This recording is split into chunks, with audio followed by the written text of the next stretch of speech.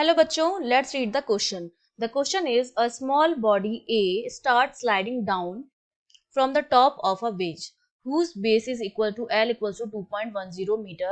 The coefficient of friction between the body and the wedge surface is K equals to 0.140. At what value of the angle will the time of sliding be the least? कब जो time होगा sliding का वो least होगा, वो angle हमें बताना है. And what will it be equal to, और वो किसके बराबर होगा वो हमें बताना है, टाइम भी. ठीक है, एक तो एंगल बताना है हमको, एक टाइम बताना है. तो देखिए की कॉन्सेप्ट में क्या है कि जब भी कोई ऑब्जेक्ट जो है वो इंक्लाइंड प्लेन पर मूव करता है, अपसाइड या अपसाइड मूव करता है, डाउन डाउन आता है, तो हम क्या करते हैं, सबसे पहले उस ब्लॉक का या उस ऑब्जेक्ट का हम फ्री बॉडी डायग्राम बनाते हैं. उस पर जो भी फोर्सेस लग रहे होते हैं वो फोर्सेस लगाते हैं और हम क्या उनको करते हैं, बैलेंस करते हैं. ठीक है, और बैलेंस करने के लिए हम यूज करते हैं न्यूटन सेकंड लॉ, जो हमारा होता है F इक्वल्स टू ma के बराबर. ठीक है, तो सबसे पहले अगर मैं इसका डायग्राम बनाऊंगी तो देखिए एक तो इसका वेट लगेगा mg नीचे की तरफ. ठीक है, फिर उसके दो कंपोनेंट्स हो जाएंगे आपके पास. ठीक है, एक तो हो जाएगा mg साइन अल्फा जो इस डायरेक्शन में लगेगा हमारे पास, mg साइन अल्फा, और एक हो जाएगा mg कॉस अल्फा. अब ये मूव कर रहा है नीचे की तरफ, सपोज किसी एक्सेलरेशन a से, तो फ्रिक्शन फोर्स जो है वो इसकी अपोजिट डायरेक्शन में लगेगा. इस डायरेक्शन में हमारा क्या लगेगा, फ्रिक्शन फोर्स लगेगा. और एक ये वेज इस पर क्या लगाएगा, नॉर्मल रिएक्शन लगाएगा n ऊपर की तरफ. तो ये सारे फोर्सेस जो हैं वो इस पर लग गए हैं. ठीक है, फोर्सेस हमने लगा दिए हैं इसके ऊपर. अब हमें निकालनी है डिस्टेंस. ठीक है, तो हमने ये मान लिया कि जो ब्लॉक ए है वो टॉप ऑफ बेस से बॉटम ऑफ बेस तक आ रहा है, मतलब जो डिस्टेंस ट्रेवल कर रहा है डी. ठीक है, वो ये वाली डी वो हम निकाल लेंगे क्योंकि ये अल्फा दे रखा है, ये एल दे रखा है. तो ये डी जो आ जाएगी यहाँ से, ये मेरा है यहाँ पर टॉप और ये यहाँ पर है बॉटम. दोनों की डिस्टेंस हमने मान ली डी है, उतनी ट्रेवल करता है. तो वो डी मेरे पास कितने किसके बराबर आ जाएगी, एल सेक अल्फा के बराबर आ जाएगी. अब फ्रिक्शन फोर्स अगर मैं इसकी बात करूं, हम जानते हैं कि जो फ्रिक्शन फोर्स होता है वो क्या होता है, न्यू एन के बराबर होता है. यहाँ पर कोफिशिएंट के दे रखा है तो के एन के बराबर हो जाएगा. और एन किससे बैलेंस हो रहा है, mg cos अल्फा से बैलेंस हो रहा है. ये हो जाएगा के mg cos अल्फा. ठीक है, एक तो ये आ गया, n जो था वो mg cos अल्फा से बैलेंस हो रहा था. अब मैं अगर नेट इक्वेशन लगाऊं तो देखिए mg sin अल्फा है, हॉरिजॉन्टल डायरेक्शन की तरफ मूव कर रहे हैं, और फ्रिक्शन फोर्स उसके अपोजिट डायरेक्शन में है. तो मैं लिख सकती हूँ mg sin alpha minus of k, ये फ्रिक्शन फोर्स की वैल्यू निकाल दी, k mg cos alpha that is equals to ma.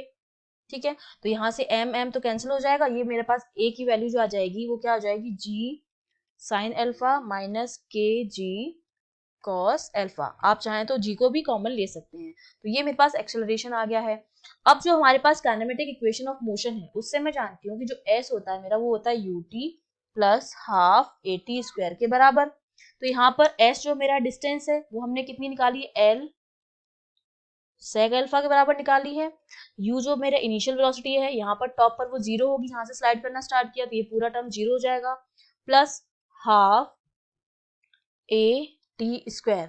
तो यहाँ से जब t की वैल्यू हम निकालेंगे, a की हम वैल्यू पुट कर देंगे, तो ये t की जो वैल्यू आ जाएगी यहाँ पर root of 2l sec alpha upon a की भी वैल्यू पुट कर देंगे इस इक्वेशन से. इस इक्वेशन को नाम दे दिया 1 इक्वेशन से a की वैल्यू पुट करेंगे, वो हमारे पास आ जाएगी sine alpha minus k cos alpha. ठीक है, अब फर्दर इसको हम सॉल्व करेंगे तो जो t मेरा हो जाएगा वो क्या हो जाएगा, यहाँ से हम यहाँ आ गए हैं, अगर g कॉमन ले लेंगे. ठीक है, यहाँ पर g भी आएगा ना एक g. ठीक है, जो हमने कॉमन लिया था. अब फॉर t मिनिमम ये मेरे पास इक्वेशन आ गई है, इसको मैं लिख सकती हूँ t equals to under root 2l upon sine 2 alpha upon 2 minus k cos square alpha. इसको मैंने ट्रिग्नोमेट्री का यूज करके इसको क्या कर दिया है, सॉल्व कर दिया है. इसको ये मेरे पास आ गई है. अब t मिनिमम हो, t मेरा लीस्ट हो, उसके लिए ये पूरी वैल्यू जो है वो जीरो के बराबर आनी चाहिए.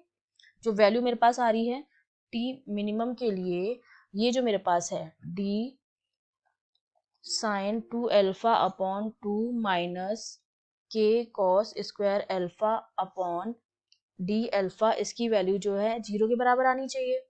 इसका मतलब है कि मैं लिख सकती हूँ कि मेरा क्या जीरो होना चाहिए, मैं लिख सकती हूँ कि जो मेरी वैल्यू है 2 cos 2 alpha upon 2 plus 2k cos alpha sine alpha, वो 0 के बराबर आना चाहिए। तो यहाँ से 2 से 2 कैंसिल हो जाएगा, ये हो जाएगा मेरा cos 2 alpha plus K sine 2 alpha लिख सकती हूँ मैं, cos थीटा साइन थीटा को sine 2 theta 2 alpha that is equal to 0।